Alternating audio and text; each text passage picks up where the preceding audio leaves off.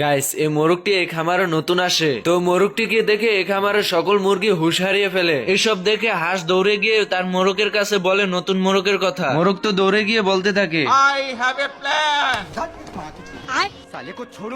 তুই কিন্তু বহুত বড় জায়গায় হাত দিচ্ছস বাদশা। मैं गाली नहीं दे सकता। হঠাৎ করে মোরগের একটি দুষ্ট বুদ্ধি মাথায় আসে, তাই হাঁসকে নিয়ে এসে বলতে থাকে, আমরা কিন্তু একটাও মানুষ না, তাহলে কি? জানোয়ার।